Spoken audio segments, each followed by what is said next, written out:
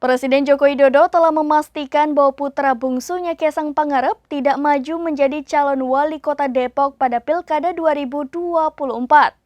Namun pernyataan Jokowi ternyata tidak mempengaruhi kelompok relawan Sang Menang yang tetap solid dan ngotot mendukung Kaisang Pangarep untuk maju menjadi calon wali kota Depok.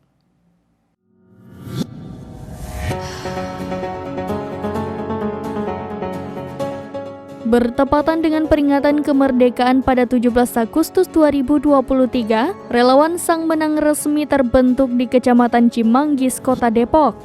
Deklarasi pembentukan relawan Sang Menang Kecamatan Cimanggis dilakukan bersama masyarakat di RW 10 Kelurahan Mekarsari.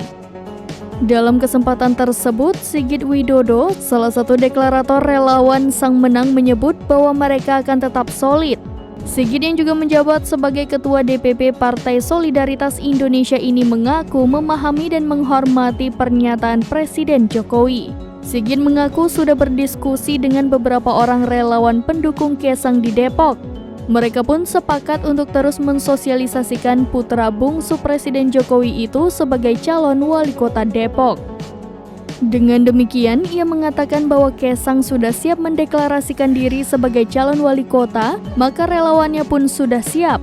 Sigit yakin Kaisang tidak akan terburu-buru seperti halnya Presiden Jokowi. Sang Menang adalah salah satu kelompok relawan pendukung Kaisang yang dideklarasikan di Depok pada 1 Juni 2023. Diberitakan sebelumnya bahwa Presiden Joko Widodo memastikan putra bungsunya Kaisang Pangarep batal maju menjadi wali kota Depok.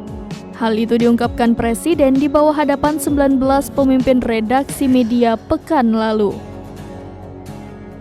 Demikian informasi terkini Syederalun. Saksikan terus berita lainnya di kanal YouTube Serambi News, website dan Facebook serambinews.com.